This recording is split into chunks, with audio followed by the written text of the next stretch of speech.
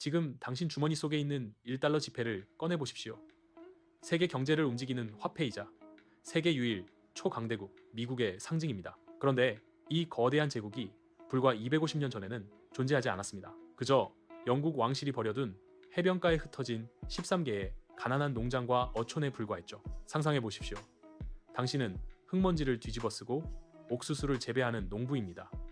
그런데 지구 반대편의 왕이 당신에게 세금을 내라고 합니다. 그것도 당신의 삶을 완전히 쥐락펴락할 만큼의 금액을. 이 가난하고 보잘것없는 식민지 사람들이 어떻게 세계 최강대국 영국을 무너뜨리고 역사를 뒤집었을까요?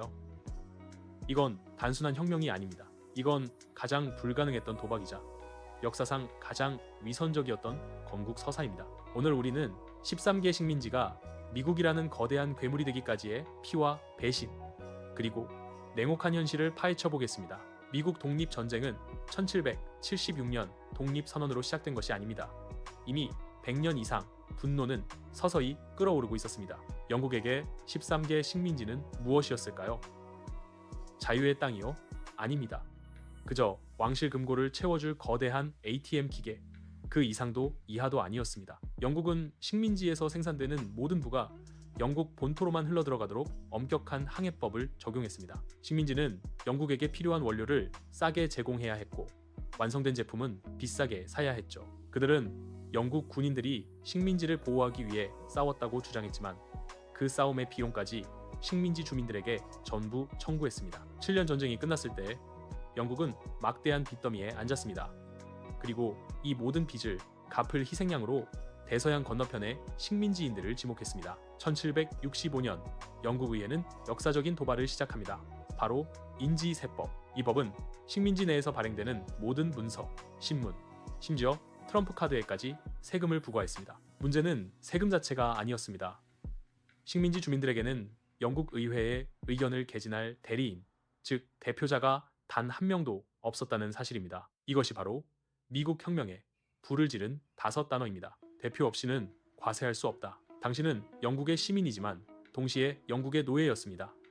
당신이 숨쉬는 공기까지도 세금으로 징수하려 들 때 사람들은 비로소 깨닫습니다. 이제 협상은 끝났다는 것을요. 식민지 주민들은 처음엔 거부 운동을 벌였습니다. 영국 상품 불매 운동을 통해 타격을 주려 했죠. 영국은 인지세법을 철회하는 척했지만 곧바로 더 교활한 방식으로 세금을 징수했습니다. 종이, 유리, 차 같은 필수품에 세금을 매기는 타운센드법을 통과시킨 겁니다. 분노는 폭력으로 이어졌습니다. 1770년 보스턴 길거리에서 영국 군인들에게 돌을 던지던 식민지 주민들을 향해 발포가 이루어집니다. 오명이 즉사한 이 사건은 보스턴 학살로 불리며 식민지 전체를 충격에 빠뜨렸습니다. 이때까지만 해도 독립을 원하는 사람은 소수에 불과했습니다. 대부분은 영국 왕실이 우리를 오해하고 있다고 믿었죠. 하지만 1773년 영국은 동인도 회사의 재정난을 해결하기 위해 식민지에 판매되는 차에 대한 독점권을 부여합니다. 이건 단순한 차 가격 문제가 아니었습니다. 식민지 상인들의 생존권을 완전히 박탈하고 영국의 대기업이 모든 시장을 지배하겠다는 노골적인 선전포고였습니다. 그 해겨울 보스턴 항구.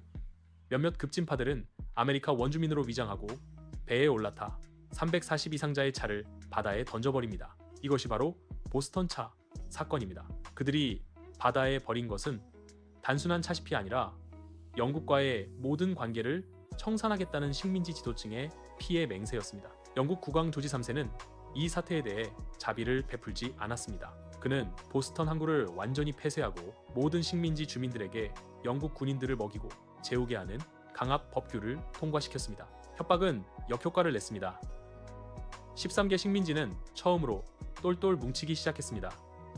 1774년 필라델피아에서 열린 제1차 대륙회의.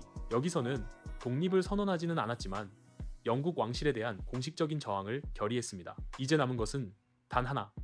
누가 먼저 방아쇠를 당기느냐였습니다. 1775년 4월 매사추세츠의 렉싱턴과 콩코드.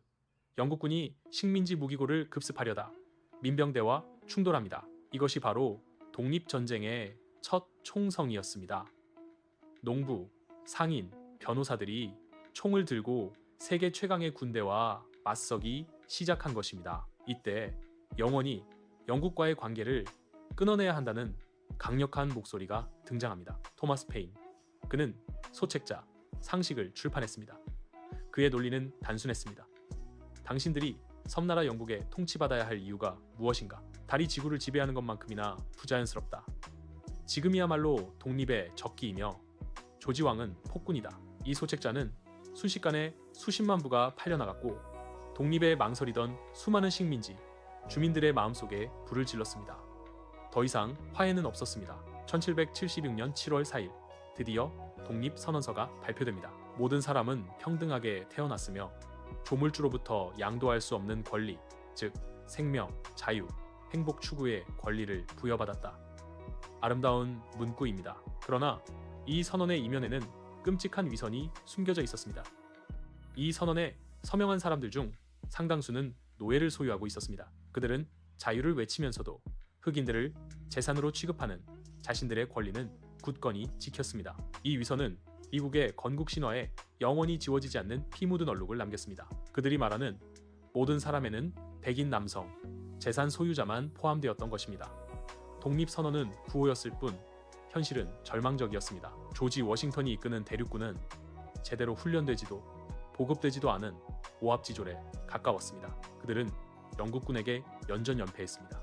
뉴욕에서는 거의 전멸에 가까운 패배를 당했고 워싱턴은 군대를 이끌고 필사적으로 후퇴해야 했습니다. 이 절망적인 상황을 뒤집은 것은 군사적 승리가 아니라 외교의 승리였습니다. 벤자민 프랭클린이 유럽 전역을 돌아다니며 구걸한 끝에 영국의 숙적이었던 프랑스가 마침내 전쟁에 참전합니다. 프랑스의 군대, 물자, 그리고 결정적으로 프랑스 해군이 없었다면 미국 독립은 불가능했을 것입니다. 사라토가 전투에서 거둔 작은 승리가 프랑스의 참전을 이끌어냈고 이후 1781년 요크타운에서 프랑스 해군이 영국 해군을 포위하는 결정적인 역할을 합니다. 고립된 영국군은 결국 항복했습니다. 이 전쟁은 8년 동안 지속되었습니다. 공식적으로 승리했지만 식민지인들이 지불해야 했던 대가는 상상을 초월했습니다. 독립 직후 미국은 부채와 내부 갈등으로 인해 또다시 붕괴 직전에 놓였습니다. 미국은 독립했지만 혁명은 끝나지 않았습니다. 건국 초기에 그들이 만든 헌법은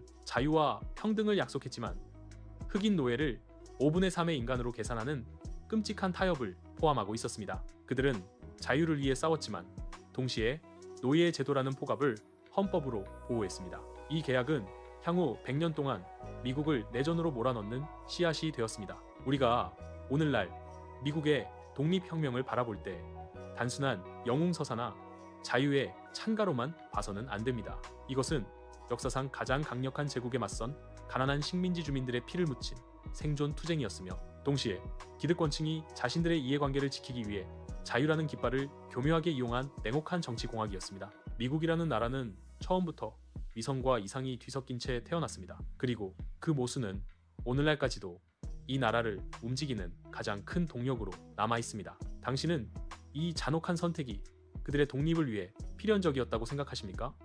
아니면 애초에 이 건국 신화 자체가 위선적인 출발이었다고 보십니까? 댓글을 통해 당신의 생각을 남겨주세요. 다음 시간에는 이 독립을 가능하게 했던 천재적인 외교술과 스파이들의 암약에 대해 깊이 파헤쳐 보겠습니다. 구독하고 알림 설정을 켜두시면 다음 영상을 놓치지 않을 수 있습니다.